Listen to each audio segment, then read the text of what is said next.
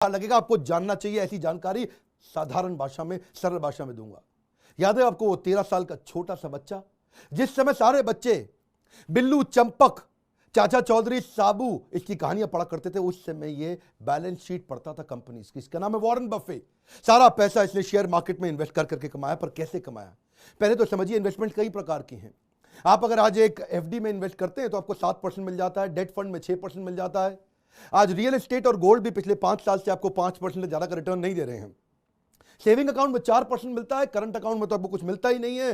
लेकिन mutual fund या share market में लोग 12 से 15 से 18% आसानी से कमा पा रहे हैं। अब दो तरह से इन्वेस्ट आप करते हो शेयर मार्केट में, या तो आप म्यूचुअल फंड करोगे इनडायरेक्ट, या फिर किसी कंपनी का शेयर खरीद लोगे, उसको बोलते हैं डायरेक्ट। पर आज जो मैं एक फंडामेंटल पावरफुल ज्ञान देने वाला हूं, उससे पहले मैं शेयर करूंगा कि शेयर मार्केट में लोग फेल होते क्यों हैं। देखिए, पहले समझते हैं भारत के अंदर 4% लोग शेयर मार्केट में इन्वेस्ट करते हैं। अमेरिका के अंदर यही लगभग 50% लोग शेयर मार्केट में इन्वेस्ट करते हैं। लेकिन कारण क्या है, लोग इंडिया में क्यों नहीं करते हैं? एक तो लोगों की रिस्क एपेटाइट नहीं है, दूसरा उनको कोई नॉलेज नहीं है, तीसरा कोई डेडिकेटेड कोर्सेज भी नहीं है, और चौथा कई सारे स्कैंडल्स और फ्रॉड हो गए, लोगों को लॉसेस भी हुए हैं। स्कैंडल फ्रॉड तो आपको पता ही है, हर्षद मेहता फ्रॉड हुआ है, केतन पारेख फ्रॉड हुआ है।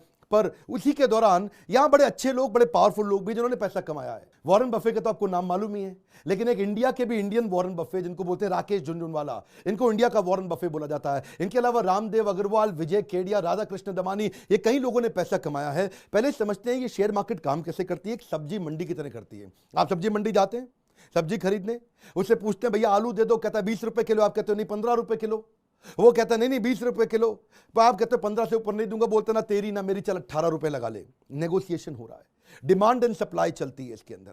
किसी चीज का बहुत ज्यादा डिमांड है, रेट बढ़ जाएगा उस सब्जी का, क्योंकि सप्लाई नहीं आ रही है। लेकिन कोई ऐसी सब्जी है जिसकी डिमांड कम है लेकिन सप्लाई बहुत ज्यादा आ गई है, उसका रेट घट जाएगा। शेयर मार्केट के अंदर भी ऐसा ही होता है। शेयर मार्केट की सब्जी मंडी क्या है? NSE BSE. सब्जी की सब्जी मंडी क्या है? वो आपको पता है आपके इलाके में सब्जी की कौन सी सब्जी मंडी है।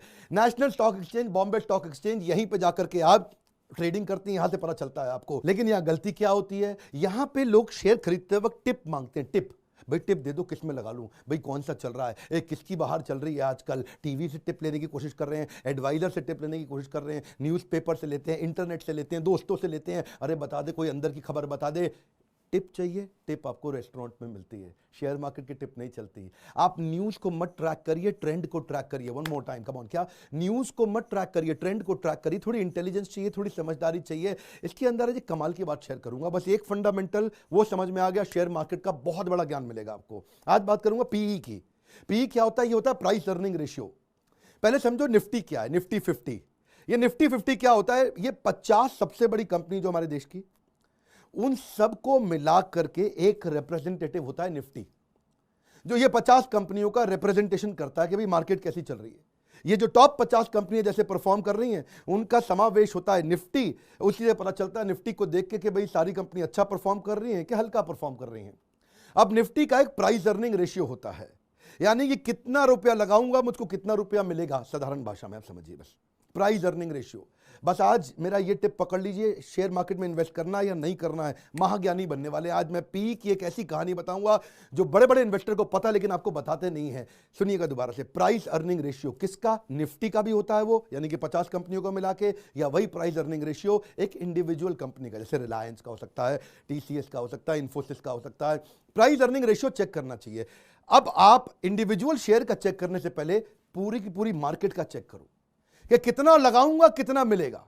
अब ये प्राइस अर्निंग रेशियो जो होता है, ये आपका मार्केट में, अमूमन मार्केट बताता है, पिछले कई 30 40 50 सालों में बताता है कि सबसे नीचे ये रहता है 10 पे, सबसे ऊपर ये रहता है 30 पे। 30 इसका हाईएस्ट जाता है, 10 इसका लोवेस्ट जाता है।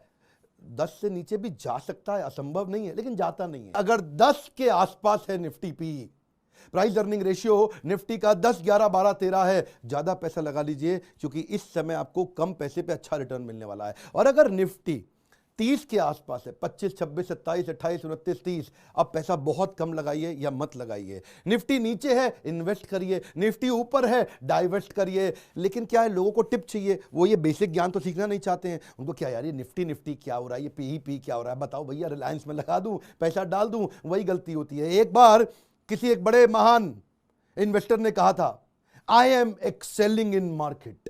कह रहा था I am excelling in market. तो किसी ने कहा कि he is excelling in market. अगले ने कान से सुना, उसको समझ में आया, कह रहा he is selling in market. तो फिर बाकियों ने क्या सुना? Selling in market. फिर बाकियों ने बोला sell sell, selling in market, sell sell. सबने बेचना शुरू कर दिया। क्यों? टिप ढूंढ रहे थे। बात कहां से कहां पहुंच जाती है। एक ने क्या बोला? This market is worst, I am saying bye to the market. Bye bye बोल रहा है। किसी ने सुन लिया, कह रहा है saying bye to the market, saying bye bye bye bye. वो आज बाय बाय वाला बाय था, BUY बाय हो गया। इसको क्या बोलते हैं? Chinese whisper. शुरू में किसी ने किसी को कुछ बोला, जिसने किसको कुछ बोला उसने उसको आगे जाकर के कुछ बोला और बात बदल गई। टिप टिप, ये टिप में सारी गड़बड़ है। देखिए मेरी बात सुनिए, बच्चे को भी समझ में आ जाएगा। ये वीडियो बहुत आसानी के साथ में, नॉलेज चाहिए, चाहे शेयर मार्केट हो या कोई भी मार्केट हो, धंधे के अंदर बेसिक नॉलेज चाहिए। लोगों को क्या चाहिए? आसान पैसा चाहिए। हर्षद मेहता का स्कैम भी ऐसे ही हुआ था। वो ACC का सीमेंट था, उस समय उसका भाव मार्केट में 200 रुपए था। इन्होंने उसकी आर्टिफिशियल बाइंग करा दी, खरीदवा खरीदवा खरीदवा खरीदवा, वो 200 से 9000 पहुंच गया। ACC सीमेंट में अंदर कोई दम था ही नहीं। कंपनी के फंडामेंटल कमजोर थे, उसकी प्रॉफिटेबिलिटी बढ़ नहीं रही थी, टॉप लाइन बढ़ नहीं रहा था, बॉटम लाइन बढ़ नहीं रहा था, उसका मार्केट में कंपाउंड एनुअल ग्रोथ रेट आ ही नहीं रहा था। मार्केट उसके अंदर ना मैनेजमेंट बदली, ना उसके फंडामेंटल कमजोर थे। और ACC को इन्होंने रैली चला दी, उस समय 200 से 9000 पहुंचा दिया। अब जो लोग खरीदो खरीदो खरीदो खरीदो, अचानक सब बिकवाया, सब बर्बाद होगा। इसको बोलते हैं Harshad Mehta scam. Artificially pump and dump. क्या बोलते हैं? पहले पंप कर दो और बाद में डंप कर दो, ऊपर ले जाके बेच के बाहर निकल जाओ। मैंने 200 से 9000 करा के 9000 पे एग्जिट ले लिया, तो भाई साहब मेरी तो हो गई ना बहुत बड़ी कमाई। आप समझो ना, 1000 का 9000 भी 9 गुना हो गया। देखते ही देखते रातों रात पैसा कमाया इन्होंने।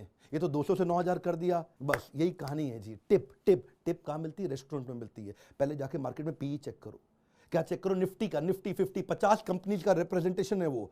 वहां जाके चेक करो, 10, 11, 12, 13, 14 पे है PE। इस समय पैसा लगाने का टाइम है। प्राइस अर्निंग रेशियो को आप थोड़ा फॉर्मूला से समझो, बड़ा सिंपल, कि अगर मार्केट का PE यानी कि जो निफ्टी का PE है वो 10 है, तो आपको 1 रुपया कमाने के लिए 10 रुपया लगाना पड़ेगा। मार्केट का PE अगर 30 है तो 1 रुपया कमाने के लिए 30 रुपया लगाना पड़ेगा। अब 1 रुपया कमाने के लिए 10 लगाने चाहिए या 1 रुपया कमाने के लिए 30 रुपया लगाने चाहिए? आप खुद ही बताओ भैया। हाँ, सिंपल सी बात है। 1 रुपया कमाना है तो 10 रुपया लगा के 1 रुपया कमाओगे, 30 रुपया लगा के 1 रुपया कमाओगे। अगर 10 रुपया लगा के 1 रुपया कमाया तो 10% की कमाई हो गई। 30 रुपया लगा के 1 रुपया कमाया तो 3.25% की कमाई हो गई। तो इसलिए अगर निफ्टी 30 पे है और अगर आपको 3.25% का रिटर्न आना है तो अच्छा है FD में रखो अच्छा है डेट फंड में रखो, कैश पे बैठो। सुनो, कम ऑन, क्या? कैश पे बैठो। इन बातों को याद रखिएगा। मैं कोई खाली हवाई मोटिवेशन स्पीकर नहीं हूं, बिजनेस के फंडामेंटल समझा रहा हूं, बात समझिए। मैं आपको पीछे के कुछ सिनेरियो देता हूं, जब मार्केट में बहुत घोर मंदी और मार्केट जब बहुत घोर तेजी आई थी, उन दिनों PE क्या था, वो डेटा आएगा ना तो और आपको समझ में आ जाएगा। 1999 में PE 12 चल रहा था और उस समय एक साल में 105% का रिटर्न आया था। 2003 में भी PE 11 चल रहा था, एक साल में 116% रिटर्न आया था। याद रखिए, 6, 7, 8%, 10% नहीं बोल रहा हूं। अक्टूबर 2008 में मार्केट क्रैश के बाद PE 10 था, बहुत नीचे था। उसके बाद जिसने पैसा लगाया एक साल में 130% पैसा कमाया। ये तो मैंने आपको उदाहरण दिए जब PE कम था और कैसी कमाई हुई। अब जरा उदाहरण दे देते हैं, किस किस महीने में, साल में जाके गूगल पे चेक करिएगा जब PE ज्यादा था तो लोगों का नुकसान कितना हुआ। फरवरी 2000 में PE 28 पे पहुंच गया था। उस समय एक साल में -53% रिटर्न मिला, यानी कि जो पैसा लगाया आधा डूब गया। जनवरी 2008 में भी उस समय PE 28 था मार्केट क्रैश होने से पहले। अभी मार्केट क्रैश नहीं हुई थी, ये सिम्टम था कि PE 28 पे चल रहा है। लगाए जा रहे थे लोग, पैसा लगाए जा रहे थे, PE ऊपर है। इन्वेस्ट नहीं, डाइवेस्ट। याद रखो, -64% का नुकसान हुआ एक साल के अंदर, यानी कि जिसने जो पैसा लगाया वो आधे से भी कम रह गया। देखिए, लेकिन फिर भी लोग लगाते हैं पैसा। उनको लगता है क्या इस बार कुछ अलग होगा। क्या लगता है इस बार कुछ अलग हुआ? This time it's going to be different. Sir John Templeton British investor है, वो कहते हैं 4 दुनिया के सबसे खतरनाक वर्ड है, this time it's different, this time it's different. अरे भाई, हर बार वही होगा, लेकिन लोग क्या सोचते हैं इस बार मोदी सरकार है और जी मार्केट आगे जाएगी, दिस टाइम इट्स डिफरेंट। हर बार यही हो रहा है, हो सकता है बदल जाए। तो अगर आपको फिर भी खा जो रही है ना खुजली, फिर भी कि पैसा लगाना ही लगाना है तो कम लगाओ, ज्यादा मत लगाओ। PE ज्यादा है फिर भी आपको लग रहा नहीं मैं तो लगाऊंगा पैसा है जी, तो कम कम करके लगाओ। आप क्या करो, वेट करो, थोड़ा वेट करो, डेट फंड में डाल दो, 6-7% मिल रहा है ना आपको वहां पे, चुप रहो अभी, तब लगाओ पैसा जब PE नीचे आएगा। वॉरेन बफे के जो गुरु थे ना, फादर ऑफ वैल्यू इन्वेस्टिंग, क्या बोलते हैं उनको? Benjamin Graham. बेंजामिन ग्राहम कहते हैं भाई मेरी बात सुन वॉरेन, और स्टॉक्स हो या स्टॉक्स हो, माल सस्ते में खरीदना है। कम ऑन, क्या एक सस्ती चीज को महंगे में खरीदना या महंगी चीज को सस्ते में खरीदना, इसी में सारी कहानी है। वेट करो, जब टाइमिंग ठीक आएगी महंगी चीज सस्ती हो जाएगी। किससे पता चलेगा? प्राइस अर्निंग रेशियो से। इसलिए वॉरेन बफेट कहते हैं मेरा काम 85% सर बेंजामिन ग्राहम जैसा है, जो मेरे गुरुजी हैं, फादर ऑफ वैल्यू इन्वेस्टिंग। अच्छा, Please subscribe and don't forget to press the bell icon to get notified whenever we upload a new video.